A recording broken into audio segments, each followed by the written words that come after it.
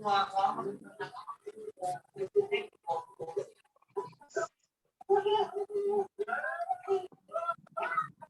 hadir baru 33 ya. Selamat malam Ustaz, selamat malam Chantal. Selamat malam semuanya.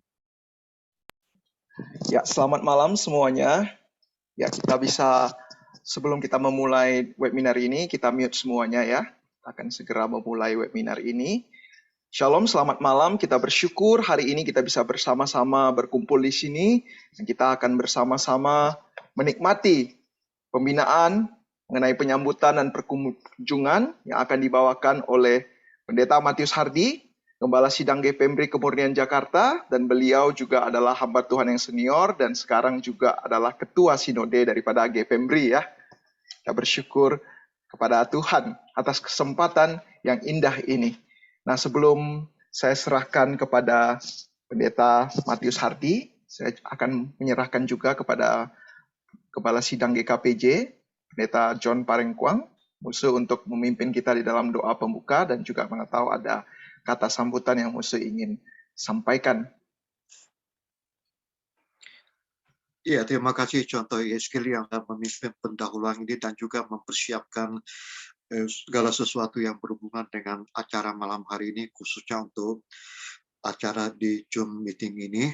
Ya, puji Tuhan saudara jika malam hari ini kita mempunyai kesempatan yang sangat indah, yang sangat baik bisa dilayani oleh hamba Tuhan senior yang semua mungkin pernah kita kenal karena beliau pernah datang di GKPJ beberapa tahun yang lalu memimpin acara hari ulang tahun Komisi MIPI atau KKR MIPI di gereja kita bulan September beberapa tahun yang lalu. Ya, saya percaya bahwa khususnya saudara-saudara yang melayani di bidang MIPI masih terkesan bagaimana kebersamaan dengan hambanya ini. Ya, jadi saya percaya bahwa materi yang disampaikan oleh hambanya ini bukan hanya sekedar sebuah teori ya, tetapi pengalaman yang sudah dijalani berpuluh-puluh tahun ya, khususnya bagaimana sebagai jemaat Allah, sebagai hamba Tuhan kita melakukan pelayanan ini, baik itu penyambutan maupun juga untuk perkunjungan ini. Jadi melalui kesempatan ini juga izinkanlah saya mewakili seluruh hamba Tuhan dan juga Majelis GKPJ Jambi mengucapkan terima kasih banyak kepada Musa Matius Hardy yang sudah bersedia ya untuk memimpin pembinaan untuk kami ini. Memang ini waktu yang saya katakan tadi, waktu yang sangat indah di tengah waktu untuk membina kita sebagai keluarga penyambutan dan juga perkunjungan dan juga sebagai hamba-hamba Tuhan dan majelis ya. Mungkin tidak banyak yang saya bisa perkenalkan, sudah diperkenalkan oleh contoh Yeskel tadi di Jakarta dan juga sebagai ketua sinode GPMBRI ya.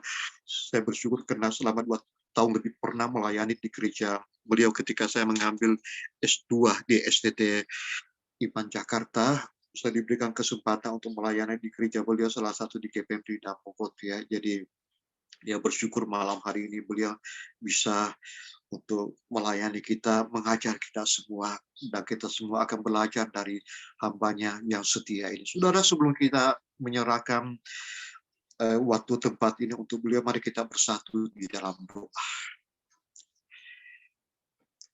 Kami sungguh bersuka cita dan bersyukur Tuhan, jika malam hari ini Tuhan telah memberikan kami kesempatan yang sangat indah untuk belajar sesuatu hal yang sangat penting di dalam kehidupan pelayanan kami, khususnya sebagai hamba-hambamu, sebagai setiap anak-anak Allah yang terlibat di dalam pelayanan ini, baik itu pelayanan penyambutan maupun juga untuk pelayanan perkunjungan. Tuhan, kami mohon secara khusus hikmat kuasa Allah menyertai hamba-Mu yang akan mengajar kami malam hari ini, juga kami semua yang akan belajar. Tuhan, kami menyerahkan hati dan pikiran kami untuk dikuasai oleh Roh Kudus, sehingga ketika kami mendengarkan kebenaran ini, itu bukannya sekedar kami dengar dan mengetahuinya, tetapi kami dapat pakai sebagai pedoman di dalam kehidupan kami sebagai hamba-hambamu yang terlibat di dalam kedua pelayanan ini, baik itu penyambutan juga untuk perkunjungan. Tuhan, kami percaya bahwa sepanjang acara pembinaan yang berlangsung malam hari ini, Tuhanlah yang menyertai dan memberkatinya. Dalam nama Tuhan Yesus, kami berdoa dan juga bersyukur. Amin. Ya, contoh Yeskel, silakan Ya. bagaimana? Iya, silakan. Terima kasih kepada Muse yang telah memimpin dalam doa. Nah, selanjutnya saya langsung akan menyerahkan waktu kepada Pendeta Matius Harti untuk membawakan materi.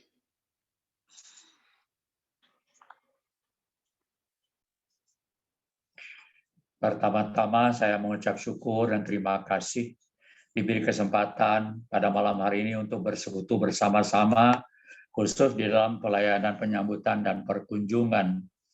Malam hari ini saya tidak mengajar, tetapi berbagi pengalaman apa yang saya alami selama pelayanan selama ini. Jadi di dalam pelayanan-pelayanan tersebutlah dirangkum hal-hal yang berkenaan dengan penyambutan dan perkunjungan.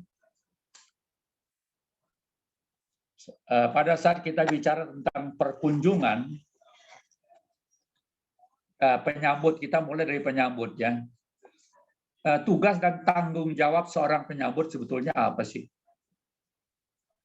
Jadi kalau kita mau bicarakan tentang tugas dan tanggung jawab penyambut itu, yang pertama memperhatikan setiap jemaat yang hadir serta memberikan semua yang disiapkan untuk jemaat. Jadi pada saat mereka datang ke kebaktian, biasanya gereja ada hal-hal yang perlu dikasih untuk mereka melengkapi kelengkapan mereka untuk kebaktian. Nah, itu mesti disiapin. Yang kedua itu memperhatikan pengunjung yang baru pertama kali datang. Jadi mesti mengenal, wah ini jemaat yang lama, ini jemaat yang baru, pengunjung yang baru. Yang ketiga itu menyapa setiap jemaat yang hadir. Jadi mesti disapa setiap orang yang datang itu mesti disapa. Say hello, ya. Kemudian mengatur tempat duduk bagi jemaat yang datang berbakti. Nah, memang ini biasa sudah diatur supaya jangan sampai nanti tempat-tempat yang biasa diduduki itu sudah jadi milik orang gitu, jadi milik pribadi sehingga orang lain tidak boleh duduk di sana. Mesti diatur tempat duduknya supaya ibadah itu bisa baik. Kemudian mengatur jumlah kehadiran. Ini juga penting. Jadi apalagi dalam dimensi situasi seperti sekarang ini, maka kehadiran jemaat buat diatur tempat duduknya supaya jangan sampai tersesak-sesak maksudnya itu. Karena kalau berdempet-dempet terlalu sesak, itu juga mengganggu konsentrasi beribadah. Dan mendata jemaat yang baru datang. Jadi yang pertama kali datang mesti didata. Sehingga tugas penyambut itu tidak mudah. Ya, jadi hal-hal seperti ini. Jadi penyambut itu bukan sekedar tugas atau giliran yang ditetapkan oleh gereja. Ya, ini penting. Jadi bukan sekedar tugas atau giliran yang ditetapkan oleh gereja, melainkan satu panggilan pelayanan yang perlu disyukuri, ya, disyukuri, ditekuni, bahkan dihargai dan dilaksanakan dengan sepenuh-penuh hati, sebab merupakan suatu kesempatan untuk melayani Tuhan. Jadi jangan sampai nanti begitu hari Minggu, minggu lagi, gua lagi. Bukan. Mesti bersyukur.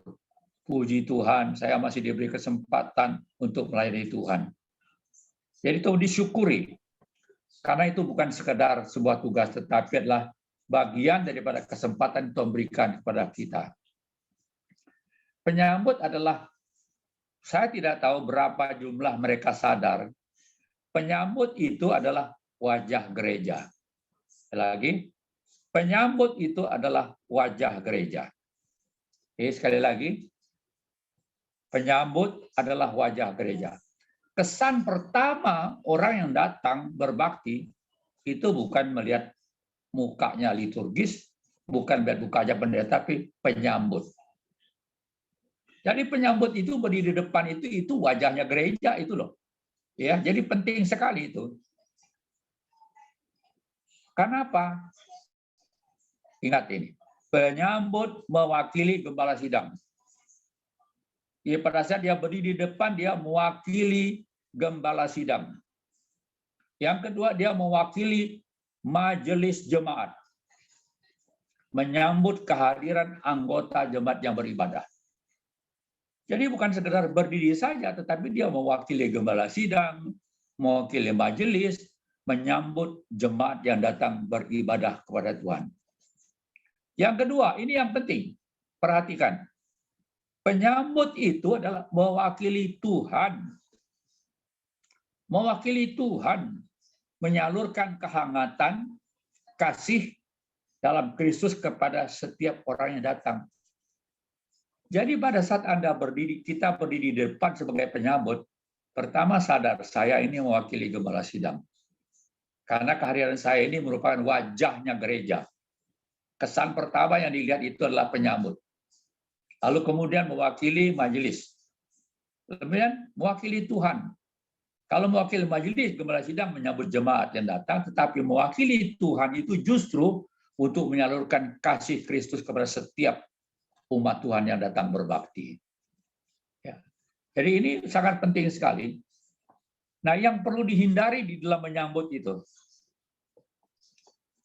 ini yang perlu. Asik bercakap-cakap dengan teman-teman, mengabaikan tugas utama. Biasanya, kalau teman yang lama tidak ketemu, begitu datang dan ketemu, langsung bicara. Sambil bicara-bicara, sudah mengabaikan jemaat yang datang. Karena asik bicara nih sama Hopeng, sama teman karib. Akhirnya jemaat yang datang itu diabaikan.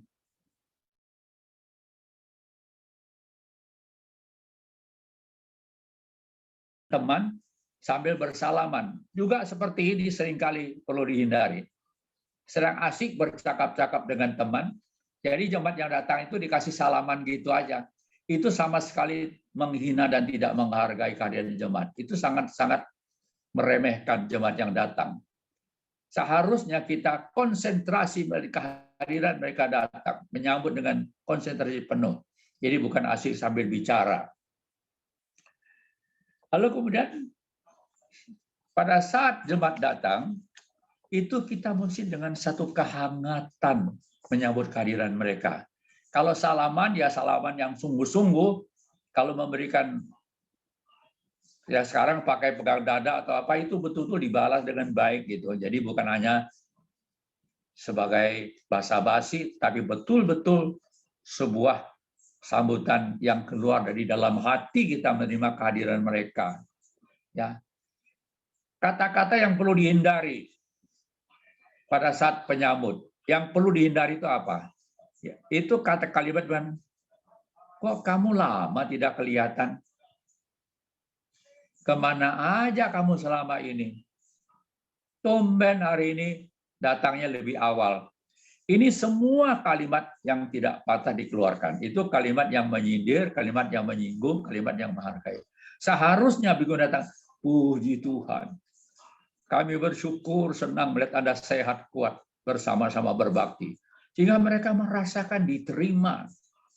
Jadi jangan sampai keluar kalimat-kalimat yang justru meremehkan mereka, bahkan menyindir mereka. Oh, tumben hari ini datangnya lebih awal. Artinya selama ini kamu kan terlambat terus nih. Itu menyinggung perasaan. Lalu kemudian jangan sampai datang terlambat. Penyambut itu minimal 30 menit sebelum kebaktian sudah ada di depan. Namanya aja penyambut. Jangan sampai jemaat sudah datang, penyambutnya nggak ada. Kita betul-betul perlu ingat itu. Jadi penyambut itu wajahnya. Ingat sekali lagi, wajahnya gereja. Penyambut itu wajahnya majelis. Penyambut itu wajahnya Tuhan. Jadi orang pertama kali datang kebaktian, mereka melihat penyambut. Itu sebabnya seringkali kalau ditugasi penyambut, banyak orang mengatakan, jadi penyambut. Sepertinya itu pekerjaan yang bagi orang-orang yang biasalah gitu. Ya, kalau seperti saya begini, kalau pekerjaan liturgis, doa syafaat, wah ini semua hebat. Enggak, Penyambut itu bagian pelayanan yang penting. Nah, lalu kemudian sikap kita sebagai penyambut itu bagaimana sih? Yang pertama itu harus kita sebagai hamba Kristus, ingat ini, sikap dan motivasi kita. Kita hadir di situ sebagai hamba Kristus. Kita itu dengan segenap hati dan dengan rela bertanggung jawab menjalankan pelayanan. Jadi bukan terpaksa, senang. Ya, jangan sambil ngomel. Ya. Lalu kemudian kita melakukannya demi Tuhan. Coba silahkan pasal ayat 23 dan belum. Ada yang bisa tolong bacakan Kolose pasal 3 ayat 23 dan 24.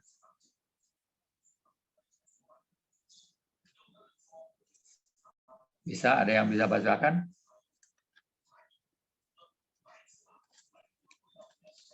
Kolose pasal 3 ayat 23 dan 24. Coba dibaca. Bacakan untuk kita semua. Kolose 3 ayat 23, apapun juga yang kamu perbuat, perbuatlah dengan segenap hatimu seperti untuk Tuhan dan bukan untuk manusia. Ayat 24. Ayat 24. Kamu tahu bahwa dari Tuhanlah kamu akan menerima bagian yang ditentukan bagimu sebagai upah.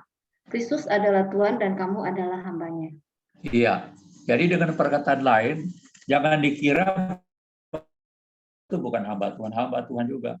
Karena apa? Karena mereka melakukannya bukan demi gereja, tetapi demi Tuhan. Jadi dengan perkataan tadi, katakan tadi dia mewakili Tuhan menyambut kehadiran umat Tuhan datang berbakti. Ya, sehingga dengan demikian kita, karena kita ini sebagai hamba yang ditugaskan untuk menyambut kehadiran, maka kita mesti menyambut dengan senang hati, dengan sukacita. Coba baca lagi Efesus pasal 6 ayat 6 dan 7. Efesus pasal 6 ayat 6 dan 7.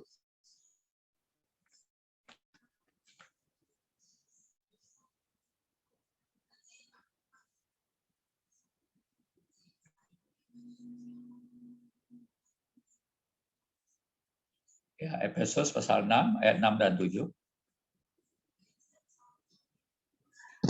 Efesus pasal 6 ayatnya yang ke-6 sampai ke-7.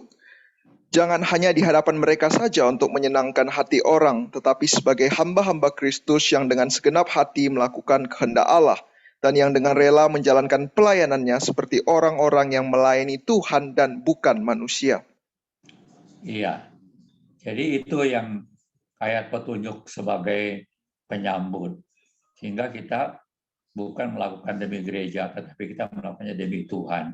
Kita melaksanakannya bukan untuk manusia, tetapi untuk Tuhan sebagai hamba Kristus. Nah, sekarang persyaratannya apa sih? Apa persyaratan penyambut itu? Ada nggak? Ada. Coba 1 Tawarikh pasal 9 ayat 22, coba tolong dibaca. 1 Tawarikh pasal 9 ayat 22. 1 Tawarikh pasal 9 ayat 22. Mereka semuanya yang terpilih menjadi penunggu ambang pintu. Ada 212 orang, mereka telah terdaftar dalam silsilah di desa-desa mereka. Daud dan Samuel pelihat itu mengangkat mereka dalam jabatan itu. Jadi di situ telah terdaftar ya. Dengan perkataan lain, persyaratan sebagai penyambut itu yang pertama ya tentu orangnya sudah lahir baru, artinya sudah terima Tuhan Yesus Kristus sebagai juru selamatnya. Tapi yang kedua itu anggota resmi gereja. Dia adalah anggota resmi gereja. Ya, jadi bukan pendatang, tapi anggota resmi gereja. Dan yang ketiga tentu diadakan pelatihan. Jadi diberikan arahan kepada penyambut itu. Sehingga mereka betul-betul dapat melaksanakan tugas dan tanggung jawabnya jelas sekali gitu. Dan kesaksian yang baik. Jadi penyambut itu juga mesti punya kesaksian yang baik.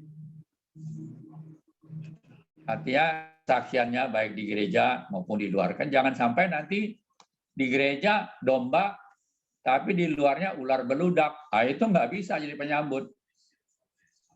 Di gereja domba, di rumah juga domba. Atau di gereja domba, di rumahnya jadi macan. Itu juga nggak bisa. Itu sebabnya penyambut itu punya kesaksian yang baik, baik di gereja, bukan hanya di gereja saja, tetapi juga di rumah, demikian juga di luar. Karena ia itu wajahnya gereja. Nah, lalu kemudian yang aktif dalam kebaktian. Kalau dia sebulan sekali kebaktian, lalu kemudian setengah tahun sekali, atau hanya hari-hari raya tentang kebaktian, nggak bisa jadi penyambut. Bagaimana dia bisa jadi penyambut? Kadang-kadang dia wajahnya gereja.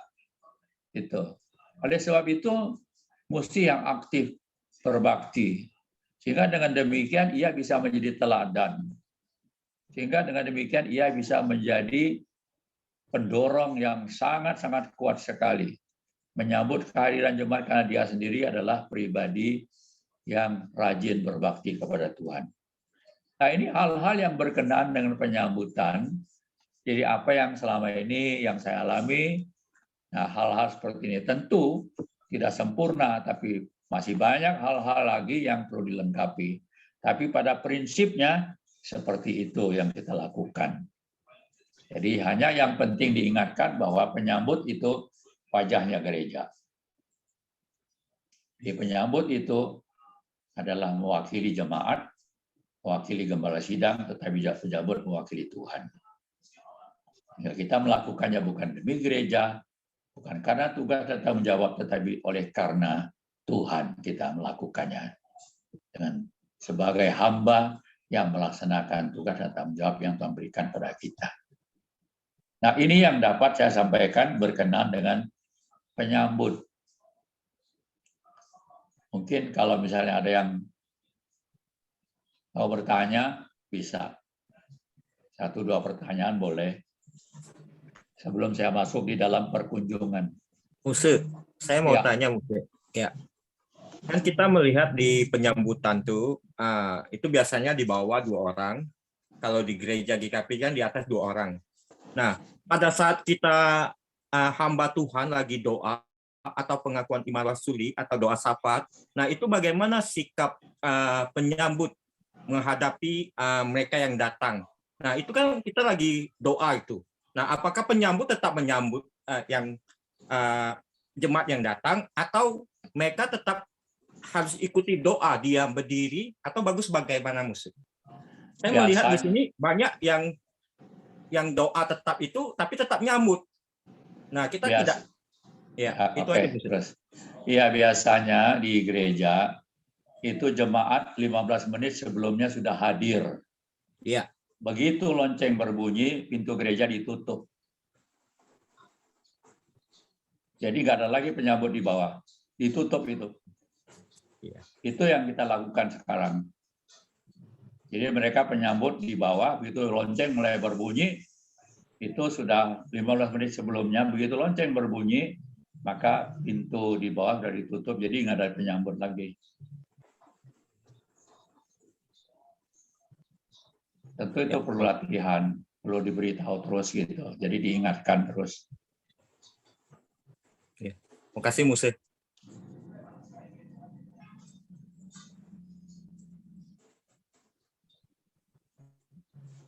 Ya, terima kasih Pak Muse.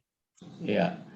Kemudian kalau ada jemaat yang datang, maka itu sekalian, khususnya kalau yang di bawah mungkin menerima, tapi yang di atas kan mengatur tempat duduk tuh. Nah, waktu mengatur tempat duduk juga itu mesti hati-hati sekali. Ya, jangan begitu dia orang baru pertama kali datang, kemudian nggak tahu bagaimana duduknya, seharusnya kita mengantar mereka tempat duduk itu. Jadi jangan tuh di sana gitu, itu nggak boleh seperti itu. Ya, kalau dia adalah manajer, Anda kata tuh di sana, dia nggak datang lagi minggu depan. Karena kita nggak menghargai dia gitu. Jadi mestinya kita antar dia di situ, karena dia orang baru, diantar tempat duduk. Ya itu mesti dibiasakan. Jadi ada bel, lonceng berbunyi, ya. Sudah cukup waktu, jadi penyambut nggak ada lagi, tutup. Ya.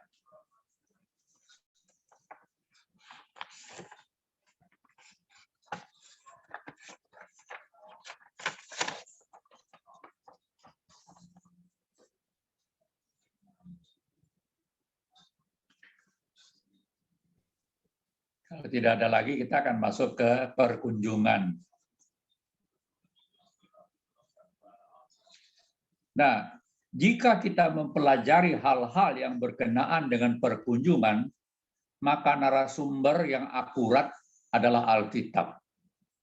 Siapakah pribadi yang mengadakan perkunjungan di alam semesta ini? Jawabannya adalah Allah. Kejadian 3 ayat 8 sampai 10. Kejadian 3 ayat 8 sampai 10. Coba baca. Kejadian 3 ayat 8 sampai 10.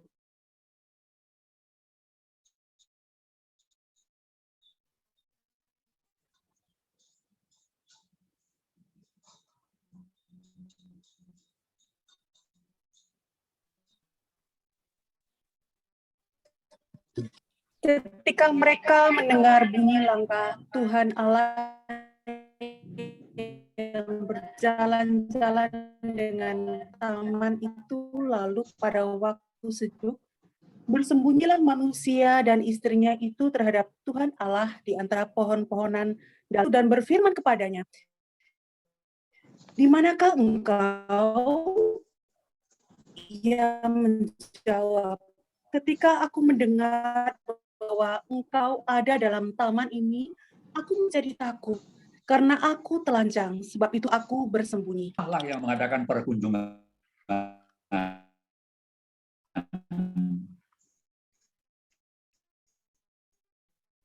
Atau yang manusia Adam dan Hawa.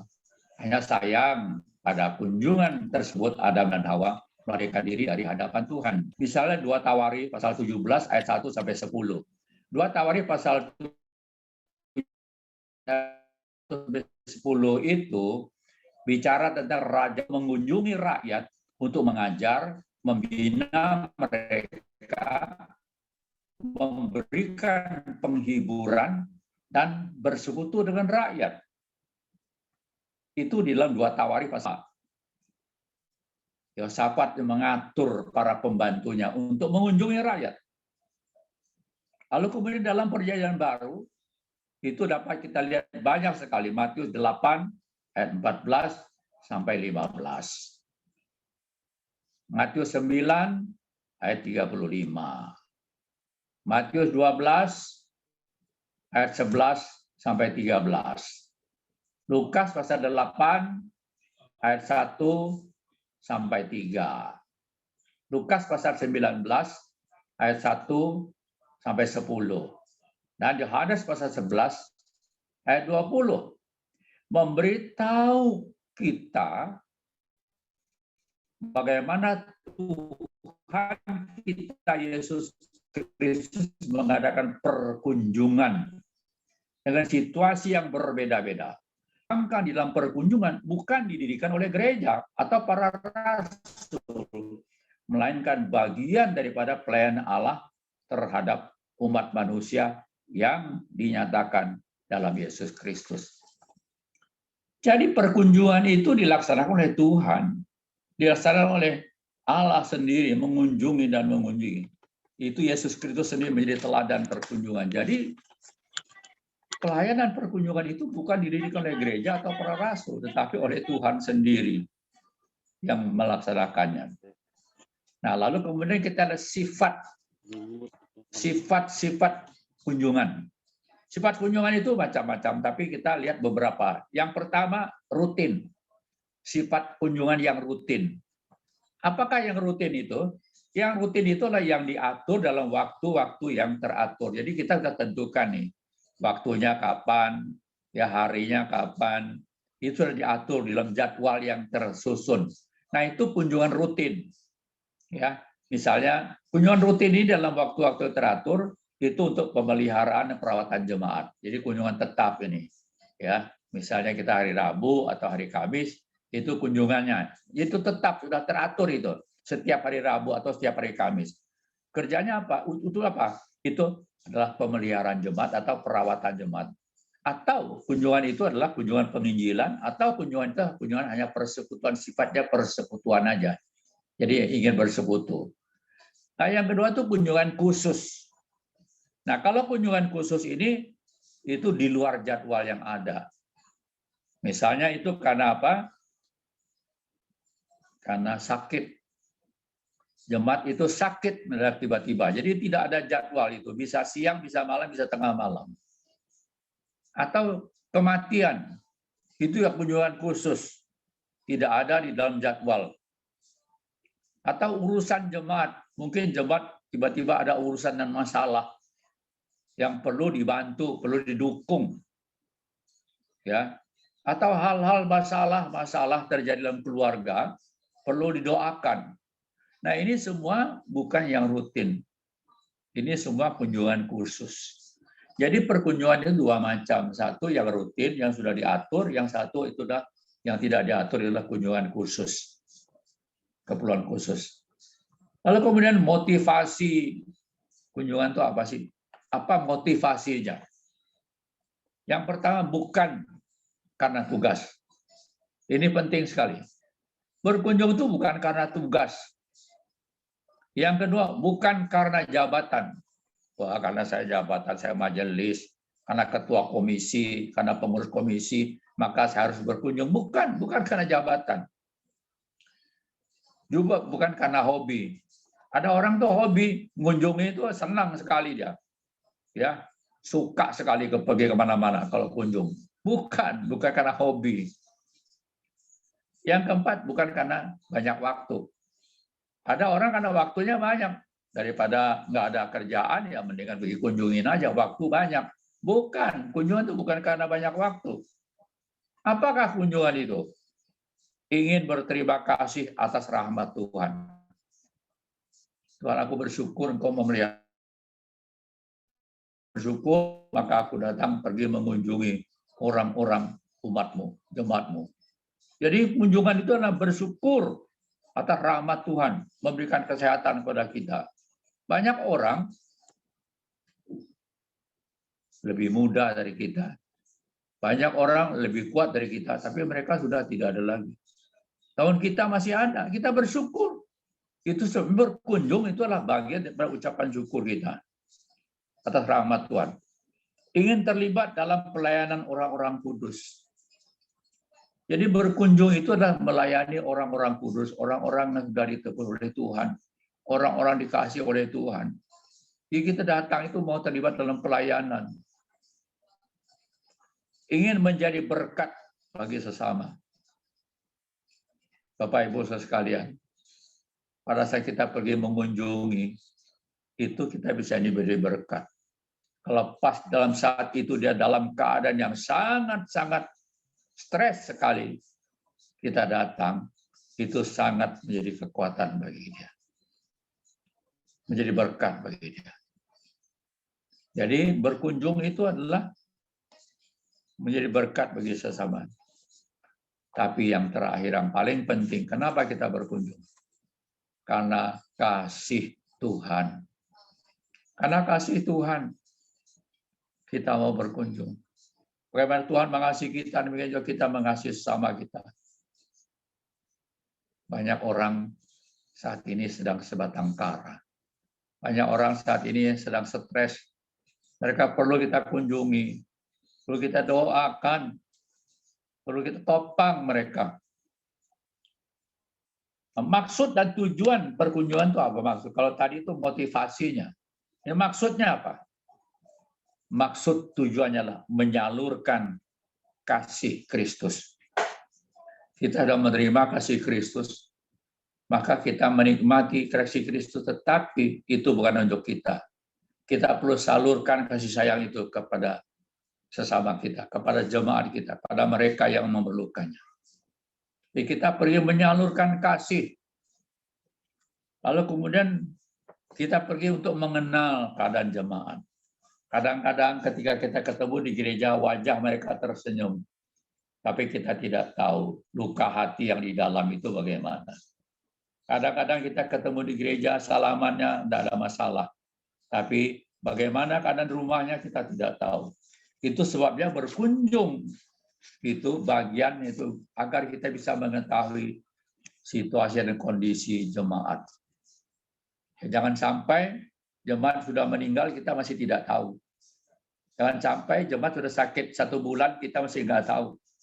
Nah, ini masalah besar. Jadi kunjungan itu untuk mengetahui keadaan situasi jemaat kita. Memelihara persekutuan dengan jemaat. Karena kita kebaktian 1 minggu 1 kali. Ada orang habis itu nggak kebaktian lagi, nggak ikut persekutuan, jadi terpisah. Hanya 1 kali itu belum tentu kita ketemu mereka waktu kebaktian. Nah, oleh sebab itu pada saat kunjungan itulah kita memelihara persekutuan itu. Persekutuan persaudaraan itu bukan hanya di gereja, tetapi juga dalam melalui perkunjungan. Ya, itu bisa memelihara persekutuan. Nah, berkunjung itu juga meneguhkan iman. Jadi pada saat tujuan kita pergi kunjung apa untuk meneguhkan iman jemaat. Kadang-kadang mereka sedang goncang. Kadang-kadang mereka dalam keadaan bingung, bimbang untuk kesehatan, kerjaan, untuk usaha, untuk keluarga, untuk pernikahan, dan macam-macam. Maka pada saat kita datang, kita memasang telinga kita, dan kita mendoakan mereka, memberikan kekuatan pada mereka. Demikian juga pada saat itu kita bersama-sama dengan dia pada saat kita berdoa, kita justru mengajak dia bersekutu bersama dengan Tuhan. Karena hanya Tuhan yang bisa memberikan kekuatan kepadanya. Kita nggak bisa, hanya Tuhan.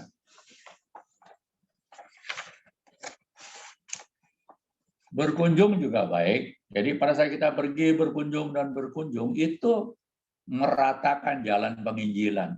Karena kadang-kadang kita datang berkunjung, satu keluarga itu hanya satu yang percaya, lama-lama kita kenal dengan yang lain dan mereka merasakan, yaitu menjembatani penginjilan kunjungan itu.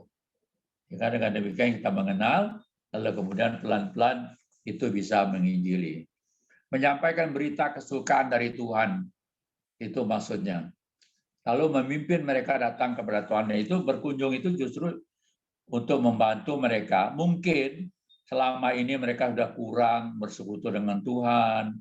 Jadi kehadiran kita justru itu memberikan dorongan, memberikan motivasi untuk berdoa kepada Tuhan, menjalin persekutuan dengan Tuhan. Ya, lalu kemudian itu yang penting, mereka datang bertuhan, lalu membantu mereka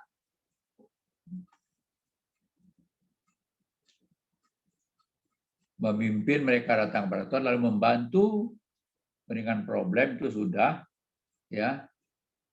Bagaimana melaksanakannya? Bagaimana kita melaksanakan perkunjungan? Jadi berkunjung itu tentu kita membantu meringankan pergumulan mereka, ya, membantu. Artinya itu dia tidak sendirian menghadapi itu. Kita memberikan dukungan dari samping. Nah, bagaimana melaksanakan perkunjungan ini? Yang pertama tentu persiapan. Persiapannya bagaimana? Yang pertama, siapkan daftar nama dan alamat. Jadi namanya mesti disiapin, jangan sampai siapkan itu. Apakah dia tamu, apakah jemaat. Jadi disiapin semua itu datanya. Namanya mesti disiapin. Lalu kemudian bentuklah tim. Jadi tim itu mesti dibentuk. Jadi bukan harus ada tim kunjungan, tim besuk. Tim kunjungan itu perlu dibentuk. Tentukan nama dan alamat yang akan dikunjungi. Jadi mesti ditentukan. Jadi bukan tanpa tujuan. Jadi misalnya kita sekarang hari ini kita akan mengunjungi 4 orang. 4 orang ini sudah ada namanya. Kemudian sudah ada datanya yang kita dapat. Sehingga pada saat kita sampai ke sana, kita langsung bisa memanggil namanya. Ya, kita bisa langsung memanggil namanya. Dan pada saat kita berdoa, kita bisa langsung menyebut namanya. Jangan sampai pada waktu berdoa, kita nggak tahu namanya siapa. Itu perlu sekali. Ya, jadi itu tentukan nama dan alamat. Lalu siapkan bahan-bahan yang perlu kita pakai untuk kunjungan. Apakah ini jemaat lama, apakah ini jemaat baru. Jadi hal-hal yang perlu misalnya traktat, atau kita memberikan dia buku bacaan segala macam, itu bisa disiapin semua tuh. Disiapin untuk pergi berkunjung itu. Sehingga ada sesuatu yang kita bisa sampaikan. Bahkan kalau perlu, kalau misalnya dia biasanya ada anak-anak, kita bisa kasih kenang-kenangan untuk anaknya. Itu juga bisa disiapin itu. Mungkin mainan dan lain-lain. Itu bisa. Jadi sehingga dengan demikian tuh kita datang ke sana bukan hanya untuk papa mamanya, tapi juga anaknya juga bisa mendapatkan itu. Nah, pelaksanaannya bagaimana? Jumlah orang yang besuk itu tidak lebih dari 4 orang. Yang bagus tuh 4 orang. Jangan banyak, 4 aja. Jadi 4 orang itu termasuk pria dan wanita. Jangan banyak-banyak karena jemaat yang dibesuk itu kadang-kadang rumahnya kecil sekali. Ya, itu jadi 4 cukup. Lalu kemudian pembagian tugas. Jadi pada waktu pergi besuk itu harus dibagi tugas. Jadi jangan sampai di sana nggak tahu mau bikin apa. Bagi tugas. Jadi 4 orang itu dibagi tugas. Yuk nanti sebagai orang yang say hello-nya ya. Jadi begitu sampai yang satu ngomong nih, kami bersyukur, berterima kasih. Adi punya kesempatan berkunjung kepada Anda. Kami senang sekali. Ini yang berkunjung hari ini siapa gitu. Itu pembukaan. Lalu kemudian Anda mengatakan bahwa kami ingin menyampaikan sedikit penghiburan, kekuatan begituan. Lalu yang kedua, bacakan ayat penghiburnya, ayat penguatannya. Jangan khotbah. Ya, jangan khotbah. Dia sudah cukup dengar khotbah. Jadi kunjungan ke sana itu justru ayat penguatan aja. Yang kedua menyampaikan ayat penguatan. Begitu sudah selesai ayat penguatan, nah yang ketiga ini tugasnya kami datang justru kami ingin mendoakan Anda. Apa yang perlu kami doakan? Nah, itu orang yang ketiga loh ya. Jadi dia yang menanyakan pokok-pokok doanya apa. Sudah selesai, baru pimpin doa. Dia yang pimpin doa. Nah, sehingga semua sudah pimpin doa selesai. Yang keempat itu pamitan. Ya, yang keempat bilang, hari ini kami sudah senang bisa bertemu dengan Anda sudah menerima kami bersyukur. Kiranya Tuhan memberkati, kami mohon diri. Jadi itu yang keempat. Jadi setiap orang itu ada tugasnya. Ya, jadi dibagi itu dengan baik. 1, 2, 3, 4. Mohon diri. Nah, lalu kemudian jangan lupa tidak boleh lebih dari setengah jam. Ya, semua acara tidak boleh lebih dari setengah jam. Tapi juga nggak boleh kurang dari 10 menit. Ya, jadi jangan lebih dari setengah jam, jangan kurang dari 10 menit. Itu untuk kunjungan. Nah, di dalam kunjungan ini ada hal-hal yang perlu diperhatikan. Apakah hal-hal perlu diperhatikan itu? Yang pertama itu senyuman, mesti latihan itu. Syukur. Senyum, mukanya senyum, jangan serius. Ya, bersenyum, belajar itu mesti dilatih. Senyum. Senyum yang lemah lembut ya. Perjumpaan senyum. Kemudian bahasa yang tersaring. Bahasa juga mesti dilatih, jangan sembarang ngomong. Ramah tamah itu perlu. Lalu rapi dan bersih. Jadi pakaiannya bukan baru tapi rapi ya. Jangan sembrono. Jangan sampai pergi kunjungan pakai baju tidur itu nggak boleh. Ya. Perhatikan sikap duduk. Nah, duduk juga perhatikan tuh sikap duduknya tuh. Jangan dikira wah begitu sampai sana duduk seenak, enggak, juga diperhatikan sikap duduknya juga mesti hati-hati sikap duduknya. Lalu kemudian berilah salam kepada setiap orang yang ada di rumah. Harus diberi salam. Kenapa? Karena ini pernah terjadi, mereka pergi kunjungan di sebuah rumah. Lalu kemudian anak-anak jemaat itu mereka sudah bicara. Ada satu orang lewat di depan mereka itu, pakaiannya compang-camping, baju kaos, celana pendek, lewat di sana. Mereka nggak tegur. Nggak ditegur tuh orang. Udah selesai, mereka pulang, baru mereka tahu.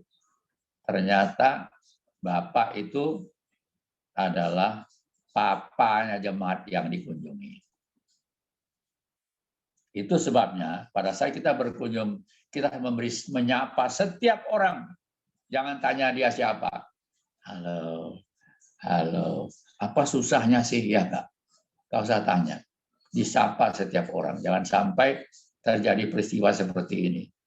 Mentang-mentang dia compang-camping gitu nggak disapa. Padahal itu bapaknya yang kita jemaat, yang dikunjungi gitu. Karena dia habis bersih-bersih di luar. Nah itu perlu. Berilah salam pada setiap orang jumpa pada saat kita berada di sana. Nah ini penting. Jika tidak dipersilahkan, jangan sekali-kali membuka buku, album di ruang tamu. Di tempat kita duduk dan berkunjung itu. Terlebih lagi jangan berkeliling di ruang tamu untuk mengontrol perhiasan atau lukisan-lukisan foto-foto. Sebaiknya duduk saja di tempat duduk kita. Jadi kalau nggak diizinkan jangan buka-buka album orang. Ya. Lalu kemudian jangan keliling kontrol gitu. Liatin perhiasan, liatin pajangan di ruang tamu, enggak. Begitu kita masuk di sana kita duduk dengan baik, tenang di situ. Kalau nggak dipersilahkan jangan. Ya, itu penting sekali.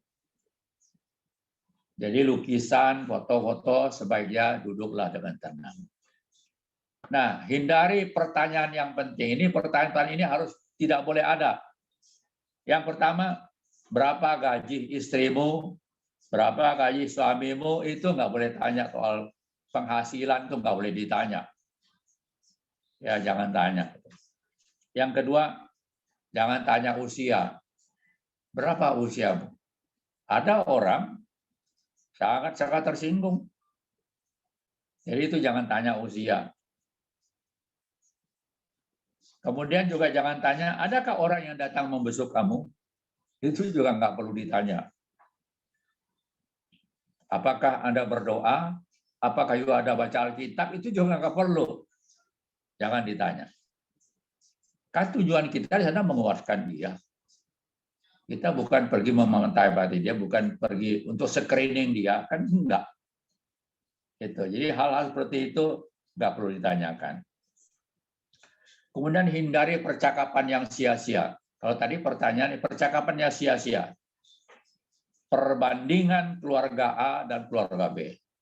Seringkali kunjungan itu bisa salah karena membanding-bandingkan keluarga A. Keluarga A tuh gini-begini loh. Keluarga B gini-begini loh. Itu bukan bagian daripada kunjungan. Jadi jangan sekali-kali membanding-bandingkan keluarga A dan keluarga B. Juga jangan membanding-bandingkan suami A dan suami B. Kadang-kadang kita nggak hati-hati bicara, kamu tahu nggak? Itu si A, si B, suaminya begini-begini loh. Itu bukan urusan kunjungan. Jadi itu mesti dihindari. Lalu kemudian juga perlu dihindari membangga-banggakan keluargaku, anakku, pekerjaanku, anakku bagaimana pintarnya sekolahnya. Itu juga harus dihindari. Karena itu hal yang sia-sia, tidak ada gunanya. Ya, itu hal yang harus dihindari dalam percakapan sia-sia. Lalu hindari tingkah laku yang overacting. Nah ini ada nggak? Bisa terjadi hal itu. Yang pertama berlagak seperti ahli yang semua bisa. Kadang-kadang datang, ngomongnya itu dari ujung langit sampai ke ujung langit yang lain gitu. Sepertinya itu ahli sekali gitu. Itu nggak perlu. Berlagak seperti tuan besar bicara kepada pelayan. Itu juga datang, begini loh ya kamu harus begini. Bukan. Itu juga mesti dijaga. Kemudian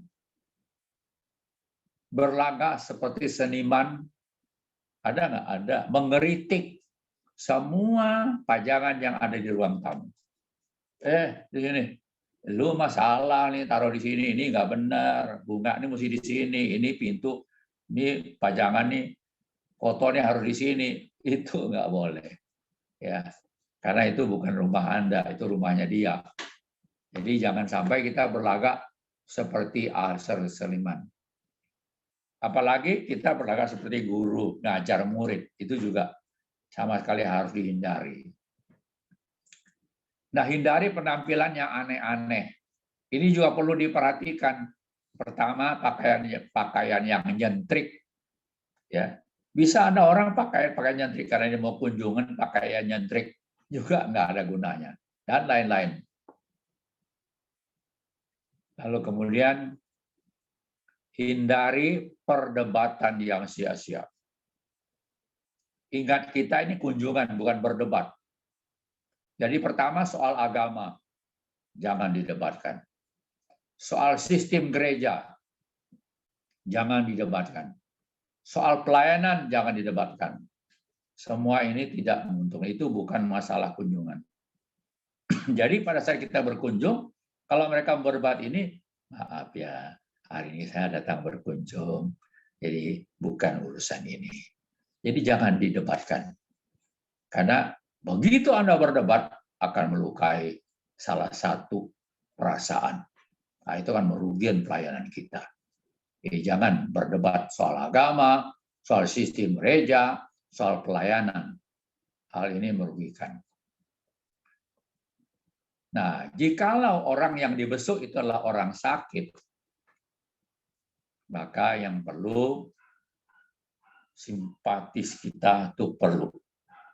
Jadi kalau dia sakit, kita datang ke sana bukan meramal sakitnya, bukan memberitahu obat apa yang harus dia makan. Sama sekali tidak.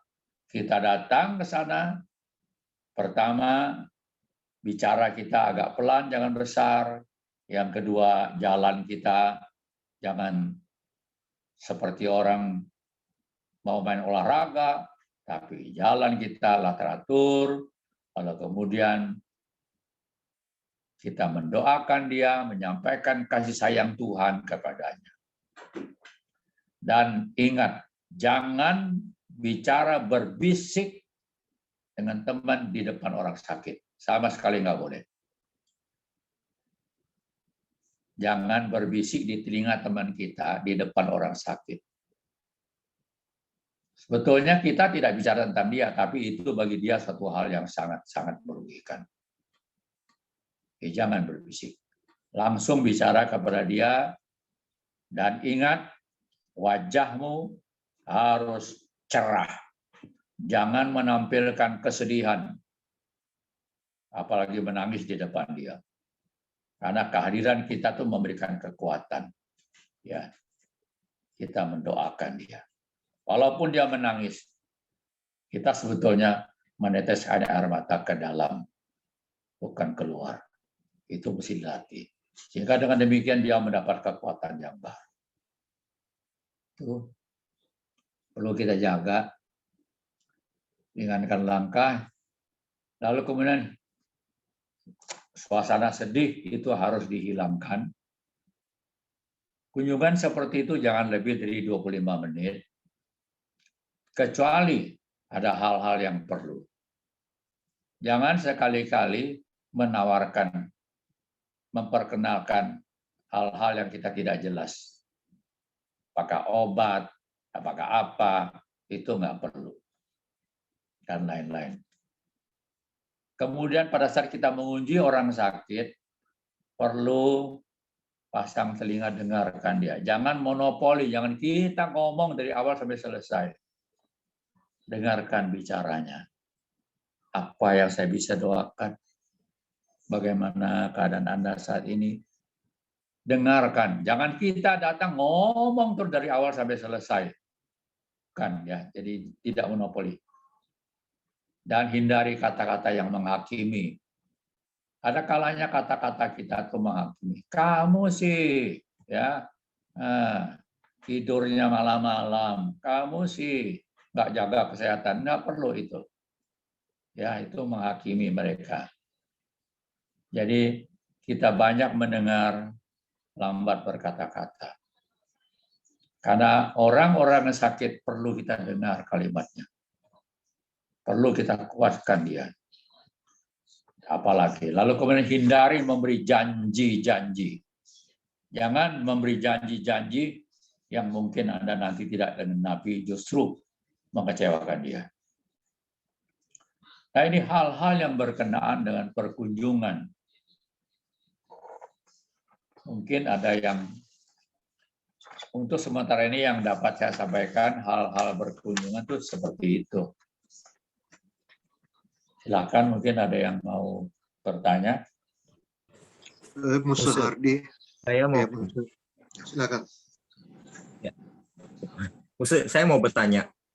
Tadi Musa bilang kan di dalam pembusukan kita harus persiapkan harus membawa Alkitab juga ya, dan juga buku besuk ya, supaya tahu dicatat nama yang jelas, supaya nanti pembesukan yang selanjutnya nggak itu lagi kunjungannya, orangnya itu lagi. Nah, dan juga harus janjian sama orang yang akan kita besuk. Nah, di sini saya mau tanyakan Musa, pas kita berkunjung kita sudah janji sama orang tersebut, sudah janji. Nah, di dalam ke rumahnya, tahu-tahu ada acara, ada keluarga yang ulang tahun, nah maupun ada yang tamu. Nah, kita sebagai tim yang 4 orang, 3 atau 4 orang yang datang itu, apakah harus melanjutkan perkunjungan kita atau kita tunda, Musa? Lihat situasi yang kayak itu, bagaimana bagusnya, Musa? Kalau itu adalah programnya keluarga dia, kita tunda karena kita berkunjung. Jadi itu, kecuali kita ikuti dia punya acara lain. Berarti kita harus janjian dulu ya, waktu yang pas gitu ya, Musa ya. Betul. Ya, itu aja Musa. Terima kasih Musa. Ya. Musa Hardi, ada permintaan Musa Hardi kalau bisa materi yang sangat bagus yang Musa bawakan tadi, baik itu penyambutan maupun juga perkunjungan yang sangat bagus itu, yang cukup panjang tetapi sangat bagus, praktis, itu bisa dikirim ke kami supaya kami bisa bagikan kepada setiap yang terlibat di dalam pelayanan penyambutan maupun juga perkunjungan Musa Hardi. Ya, mungkin itu permintaan. Memang ini nanti selesai ini saya akan WA ke Boksu materinya.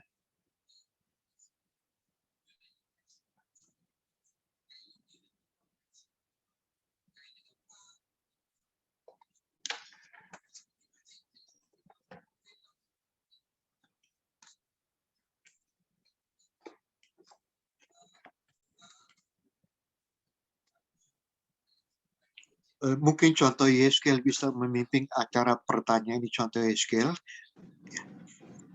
Ya, baik Musa. Ya. Ya, rekan-rekan semuanya, jemaat semua, ada yang ingin ditanyakan dari materi hari ini ya. Kita bersyukur kita telah mendengarkan materi yang sangat baik sekali. Ya, ada dasar-dasar prinsip-prinsip dari firman Tuhan dan langkah-langkah praktis ya yang Musa telah sampaikan. Saya membuka waktu kepada jemaat semua untuk bertanya. Boleh ditanyakan secara langsung atau boleh melalui kolom chat di Zoom.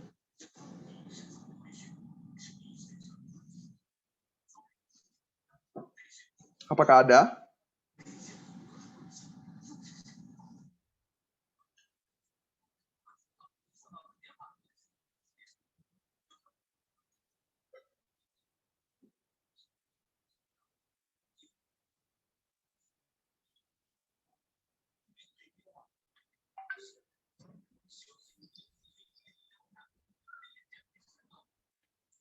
Oke, mungkin saya bertanya dulu ya kepada Musa ya.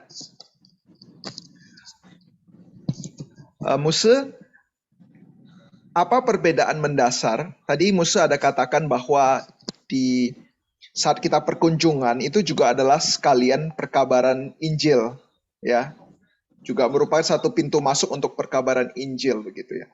Nah kalau begitu apa perbedaan juga dengan kunjungan untuk misi itu sendiri? Jadi kita datang untuk penginjilan dengan datang pembesukan. Datang pembesukan itu membangun jembatan. Jadi pada saat kita membesuk membangun jembatan, mungkin ada orang yang kita baru ketemu di sana. Jadi perkenalan itu persiapan penginjilan. Sedangkan kunjungan penginjilan itu, kalau kunjungan misi itu memang sudah kita mendapat nama dari rekan karena dia ingin kita menginjili dia. Jadi itu kita datang ke sana memang khusus penginjilan. Jadi yang satu memang sudah ada nama duluan, yang satu enggak, baru ketemu di sana.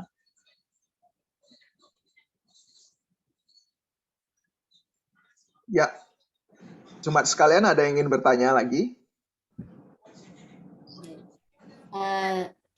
Musa, saya mau nanya,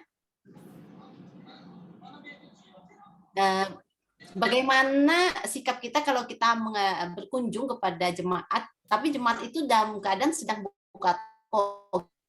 Apa yang kita lakukan dalam perkunjungan seperti itu? Kan ada yang buka toko sampai malam. Jadi setiap kali kita berkunjung, memang dia sedang jualan gitu. Kadang nggak terpembeli. Itu seperti kita bagaimana ya? Nah, untuk mereka yang bekerja seperti itu, kita nggak bisa lama-lama. Jadi paling kita datang ke sana mendoakan dia. Jadi karena situasi usaha, kecuali kalau bisa kita janjian, saya minta waktu mungkin 15 menit gitu untuk sebentar berdoakan gitu. Karena kalau dia usahanya usaha kecil, jadi dia sibuk sekali itu. Jadi kita perlu janjian dengan baik dengan dia, mendoakan. Tentu yang penting mendoakan dia punya usaha, mendoakan dia punya kesehatan. Itu. Kalau kita mendoakan untuk usaha dia, itu dia pasti ada waktu. Ya, makasih Musa. Biasanya memang cuma sempat mendoakan aja gitu, nggak bisa lebih banyak yang lain. Iya. Musa, selamat malam, mau bertanya Musa, apakah kita berkunjung tuh memang seharusnya? Karena ada juga yang jemaat mereka tidak suka dikunjungin. Katanya saya rajin kok beribadah, ngapain harus dikunjungin? Jadi apakah kunjungan itu memang diwajibkan? Perkunjungan itu bagian daripada pelayanan. Tapi kalau jemaatnya itu memang jemaat itu nggak siap untuk dikunjungi, nggak ada apa-apa, nggak ada masalah. Karena kunjungan itu bukan kunjungan itu satu pelayanan kita gitu. Sama seperti kita menginjil, ada orang yang terima, ada orang yang nggak terima.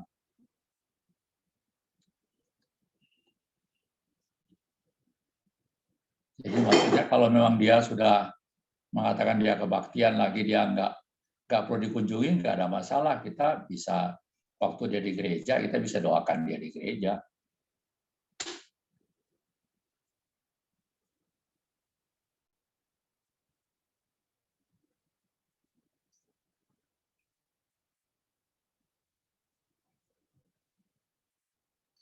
Ya, Shalom Musa, ini ada pertanyaan yang masuk di kolom chat ya.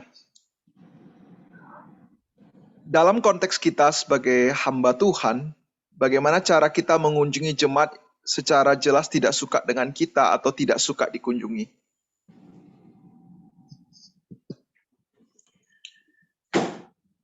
Ada jemaat itu kalau hamba Tuhan yang datang, dia tuh nggak serak gitu. Maka biasanya itu bawa satu majelis yang dekat dengan dia. Jadi hamba Tuhan itu sama-sama dengan majelis pergi ke sana. Nanti itu dia banyak bicara dengan majelisnya, baru kita doakan gitu.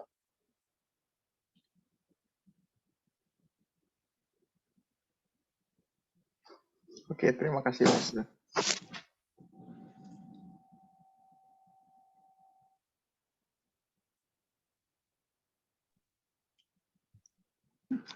Musa, gimana kalau pada saat perkunjungan ada terjadi hujan, sedangkan kita sudah janji dengan orang yang kita kunjungi? Apakah akan tetap dibesuk pada saat hujan itu atau gimana ya? Oh, kalau kita sudah janji hujan juga kita datang pakai payung. apa nggak merepotkan orang itu kan pas hujan-hujan gitu ya? Enggak ya? Enggak, karena kita janji kecuali dia mengatakan bahwa itu bisa hubungin dia. Ini hujan bagaimana kami akan datang. Itu bisa. Jadi kontak ulang. Ya, makasih Musa. Ya.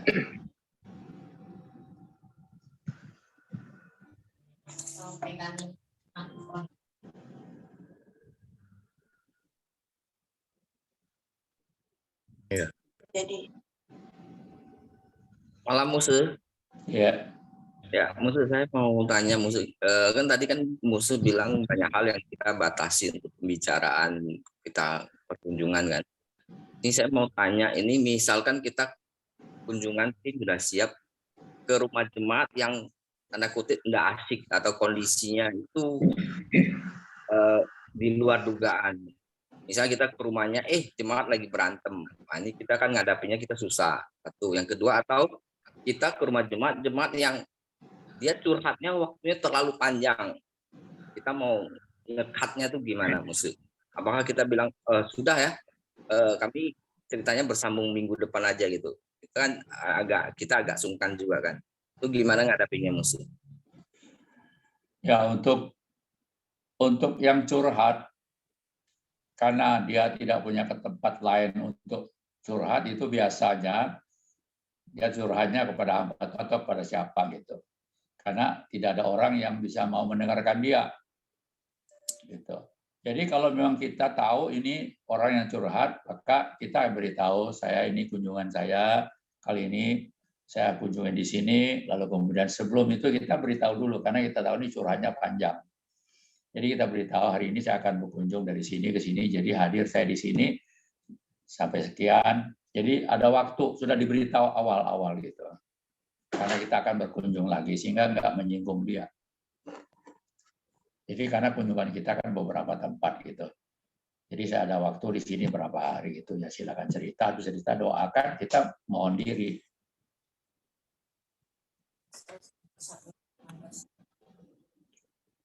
Kalau untuk yang tadi Musa, yang satu lagi yang situasinya yang tidak di luar itu. Kita ke sana misalnya lagi mereka berantem ternyata atau gimana kan, itu kita hadapinya gimana itu? Nah, makanya memang kalau kunjungan ini ada situasi yang kita sama sekali di luar dugaan. Ya, jadi kalau sudah di luar dugaan itu kita mau menghadapinya juga enggak semudah seperti yang kita pikirkan membalik telapak tangan itu. Tapi saat seperti itu kalau seandainya memungkinkan, kita bisa membantu mereka untuk menenangkan mereka kalau memang memungkinkan loh ya, bisa menenangkan mereka, mendoakan mereka itu kalau memang memungkinkan. Kalau seandainya mereka sama sekali tidak peduli, ya itu kita di luar jangkauan kita gitu. Tapi kita usahakan untuk menenangkan mereka saat itu. Jadi bukan berarti setelah mereka berantem gitu kita langsung tinggalkan lari, enggak, kita usahakan. Jam itu kan satu jam itu 16 meter, 4 jam itu. Oke, maksudnya.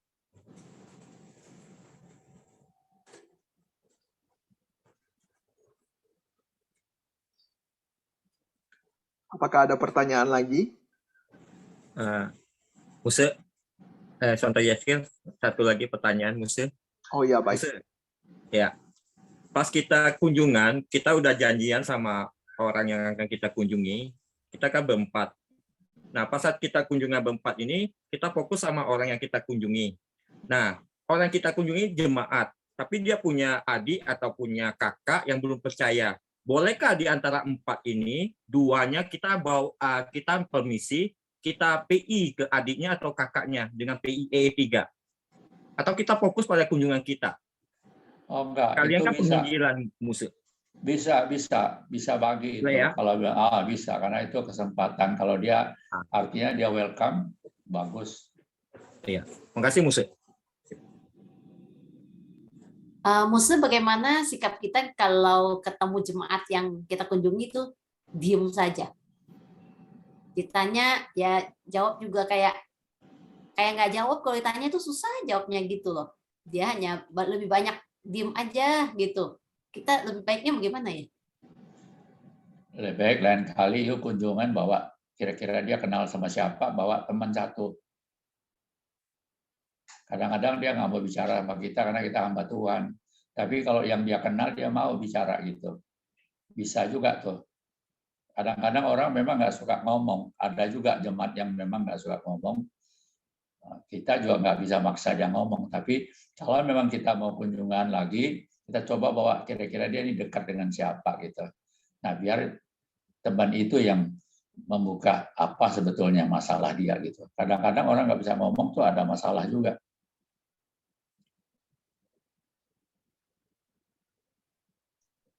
Makasih Musa. Ya.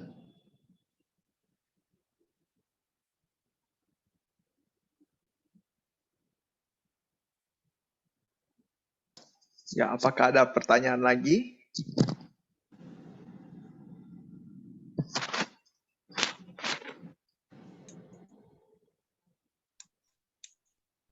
Ya, contoh Yeskiel, mau tanya saya. Oh ya, baik Pak Syoto. Contoh, ya. Ya, Mukse, saya mau tanya, Mukse, kadang-kadang dalam perkunjungan itu kan kita kadang-kadang ada nggak putus satu kali, kadang-kadang perlu follow up. Follow up berikutnya itu bagaimana sebaiknya, Mukse? Apakah yang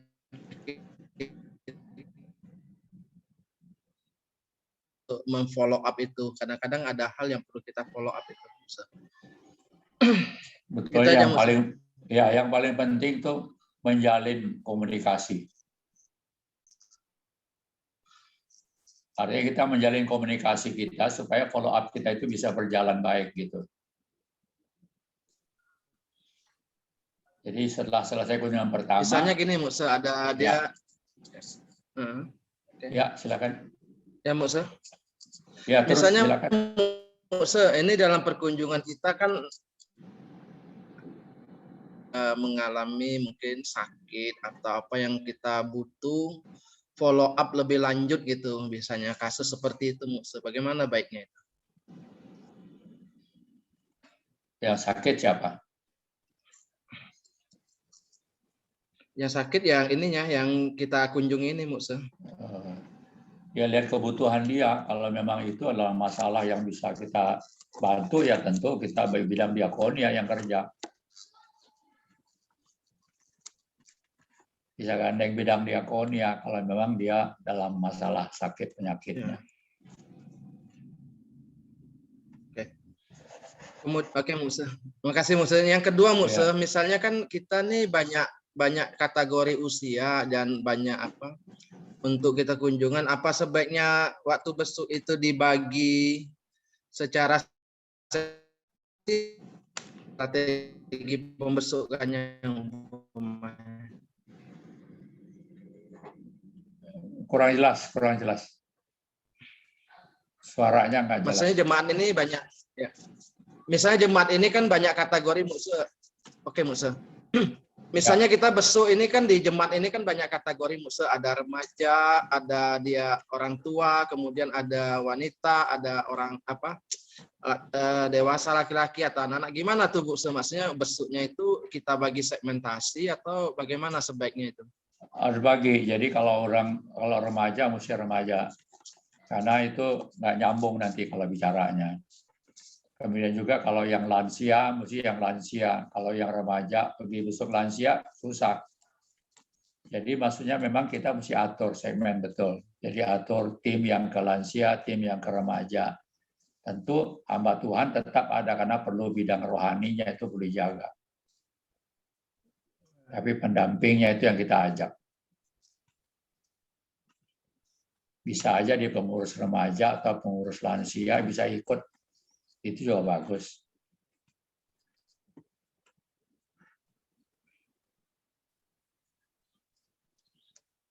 Ya, oke, Mukse, itu aja, Mukse. Terima kasih, Mukse.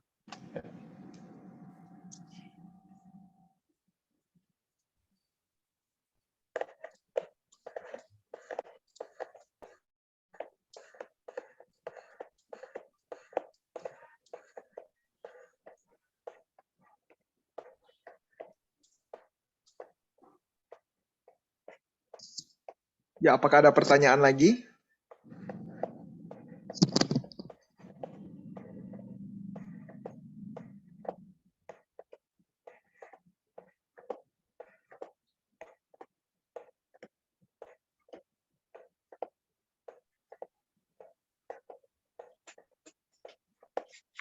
Contoh Yeskel mungkin berikan kesempatan 1 atau 2 pertanyaan. Jadi misalnya kalau tidak ada kita mungkin cukup ya contoh Yeskel. Ya, berarti saya membuka kepada 2 pertanyaan terakhir ya. Ini ada chat yang masuk juga.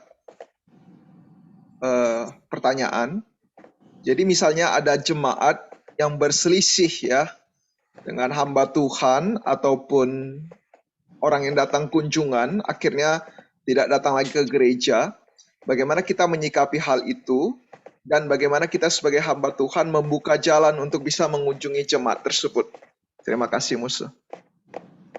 Kalau itu bidang pastoral itu. Pastoral, itu kunjungan pastoral. Jadi kalau misalnya hamba Tuhan yang berselisih dengan jemaat, maka pastoral yang harus menanganinya. Oke, terima kasih. Pastoral. Ya. Ada tim pastoral lagi ya Musa ya, baik. Iya. Kemudian satu pertanyaan terakhir, apakah ada?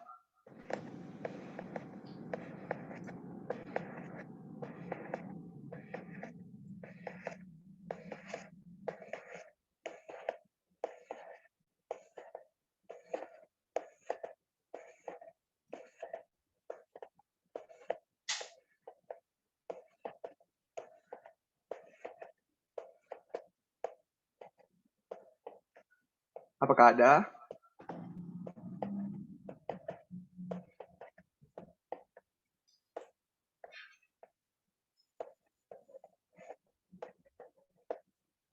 Oke, kalau begitu saya yang bertanya yang terakhir ya Musa ya, khususnya untuk konteks yang memiliki gereja yang memiliki jemaat yang banyak ya. Kan kadang kalau kita melakukan pembesukan dengan penjadwalan ya dengan jemaat yang cukup banyak, mungkin dalam setahun untuk mengulang lagi kepada jemaat itu ya perlu waktu yang cukup panjang, Musa. Nah, jadi apakah ada tips untuk khususnya gereja yang jemaatnya banyak, Musa? Timnya diperbanyak. Oke. Timnya ya berarti sekali jalan diperbanyak, Musa ya. Iya. Oke. Baik ya. Terima kasih pada Musa yang telah membawakan materi pada hari ini ya. Terima kasih juga kepada setiap jemaat yang telah antusias untuk bertanya. Terima kasih, saya yakin setiap kita mendapati berkat melalui materi yang dibawakan oleh Musa. Ya, Musa hari ini begitu bersemangat ya. Tadi rekan-rekan kalau boleh tahu, tadi Musa setengah jam sebelum memulai acara ini, beliau sudah standby di Zoom ya. Jadi luar biasa sekali semangatnya. Jadi kita tadi sudah sempat ngobrol-ngobrol dahulu ya. Jadi luar biasa. Acaranya mulai jam 7, setengah 7 sudah standby. Ya, saya rasa ini bisa menjadi satu teladan bagi kita semua juga ya. Ya, saya akan kembalikan kepada sebelum saya kembalikan kepada Musa John, mungkin kita ada satu sesi yaitu sesi foto bersama ya. Rekan-rekan boleh open kameranya. Ya, saya akan foto kita bersama ya. Oke, di sini ada 3 halaman, jadi kita akan berfoto 3 kali. Rekan-rekan bisa dengarkan aba-aba saya ya. Oke. Ya. Semua oke. Tolong di open kameranya ya, ada beberapa yang belum mengopen kameranya. Oke. Ya, kita akan mulai ya dari page pertama. Ya, 1, 2, 3. Oke, tunggu sebentar. Oke, kita masuk ke halaman kedua. 1, 2, smile. Oke. Ya. Ya, halaman terakhir. Oke. 1, 2, 3. Oke. Ya, terima kasih untuk semua. Oke, saya persilakan kepada Musa John. Ada hal yang mau disampaikan lagi, Musa? Ya, mungkin yang saya mau sampaikan mungkin ya ucapan terima kasih sekali lagi kepada Muse Matius Hardy ya. Sebenarnya nama lengkapnya beliau Matius Hardy, cuma kami seringkali memanggil Muse Hardy, tapi lengkapnya Muse Hardy. Terima kasih untuk kesempatan yang sudah diberikan kepada kami. Ya, 1 jam lebih untuk kami belajar banyak hal dari hamba Tuhan senior yang memang seringkali melakukan pelayanan ini. Jadi saya percaya banyak berkat yang sudah kami dengarkan, yang sudah kami terima, bahkan juga sebagaimana yang kami katakan tadi, ada bahan yang akan diberikan oleh Muse Hardy ya, untuk kami akan terima, dan saya akan membagikan nanti kepada setiap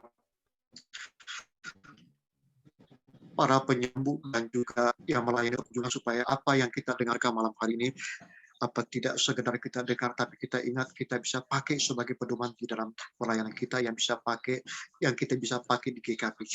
Ya, jadi sekali lagi terima kasih kepada Muse Hardy, Matius Hardy ya. Saya lengkap Matius Hardy.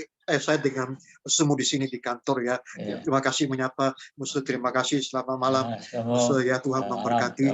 Ya, berkati semua. Muse bisa doakan kami khususnya untuk tim penyambutan dan juga tim pembesukan yang ada di gereja kami ini, khususnya juga yang hadir malam hari, bahkan juga majelis hamba Tuhan. Saya persilakan kepada Muse Hardy ya untuk memimpin kita sekaligus doa penutup. Mari kita berdoa. Tuhan Bapa Surgawi, sungguh ya Tuhan, kami tidak lebih daripada sarung tangan. Ketika Engkau ada di tengah-tengah kehidupan kami, barulah kami bermakna. Tuhan, kami menyerahkan gereja GKPJ ke dalam tangan Tuhan. Kami bersyukur atas kehadiran gereja ini di tengah-tengah bangsa ini. Kami percaya bukan kebetulan, tetapi bagian dari perencana agung-Mu mau pakai mereka menjadi berkat bagi bangsa ini, menyampaikan berita shalom. Tuhan menyerahkan seluruh hamba-hamba Tuhan, para majelis, aktivis gereja, bahkan jemaat GKPJ ke dalam tangan Tuhan. Tuhan pakai mereka menjadi 5 roti dan 2 ikan di dalam tangan, menjadi berkat bagi bangsa, bagi dunia ini. Ya Tuhan, kami serahkan pelayanan ke depan. Kami menyerahkan kehidupan jemaat-Mu, kami menyerahkan pekerjaan jemaat-Mu, kami menyerahkan usaha jemaat-Mu, kami menyerahkan kesehatan jemaat-Mu dimanapun mereka berada, yang tergabung dalam GKPJ ini ya Tuhan. Dari yang termuda sampai yang dewasa, kami pertaruhkan dalam tangan Tuhan. Ya Tuhan sendiri yang beracara, Tuhan sendiri yang menyempurnakan seluruh rencana agung-Mu di dalam gereja-Mu ini. Terima kasih Tuhan, pada malam hari ini kami bisa bersama-sama belajar. Kami bisa bersama-sama datang kepadamu. Tuhan, terima kasih. Terima kasih untuk kebaikan-Mu. Terima kasih untuk kesempatan-Mu. Kami mau kembalikan segala hormat dan kemuliaan hanya kepada Engkau saja ya Tuhan. Pada malam hari ini kami akan berpisah, kami akan istirahat. Kiranya kasih karunia-Mu yang luar biasa itu menyertai kami. Damai sejahtera-Mu yang luar biasa itu memenuhi kami. Bahkan perlindungan, penghiburan, dan kuat kuasa Roh Kudus itu menyertai kami di dalam sepanjang umur hidup kami. Terima kasih Tuhan. Kami kembalikan segala hormat dan kemuliaan hanya kepada Engkau Tuhan dan Juru Selamat kami, Yesus Kristus. Amin. Amin. Ya, Syekh Muse ya. Syekh semua peserta yang sudah mengikuti ya. Terima kasih semua. Muse ya, terima kasih semua. Ya, Manan. Ya. Terima kasih Muse. Ya, baik. Baik. Terima kasih. Ya, Manan. Terima kasih Muse Hardy. Ya, baik. Memberkati. Itu woman. Kasih itu. Ya, salam semua nih, Man. Masih ya Muse. Ya.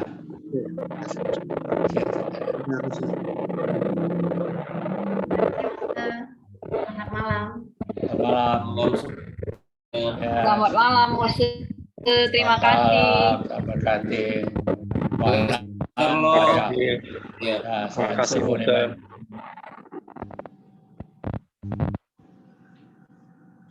Besar lo. Terima kasih buat hadirannya.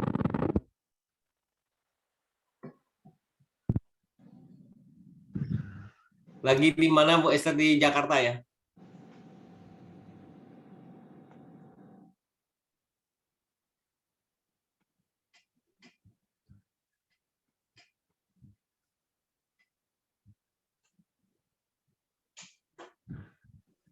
Pilih aja. Ya. Oke, Musa, sisi Musa. Oke, sisi Musa ya. Oke. Ya, Shanti Tufu ya, Pak Oso ya. Ya, 师傅你们。 Ya. Ya,谢谢 Musa. 谢谢. Salam kenal ya, Musa. 感谢主。 Salam kenal Musa ya. Ya, puji Tuhan. Saya papanya Samuel Musa yang Iya. Ya, papanya Samuel yang lagi praktek di sana, Musa. Salam kenal ya. Iya, puji Tuhan. Samuel Nicholas. Iya, betul. Oh, nanti saya sampaikan. Ya. Iya. Thank you, Musa. Ya, puji Tuhan. Terima kasih. Oke, baik. Rekan semua, Musa, saya end meetingnya ya. Sampai jumpa di kesempatan selanjutnya, Musa. Amin. Ya. Ya. 大家晚上好呀，上帝祝福。晚上好，上帝祝福你们。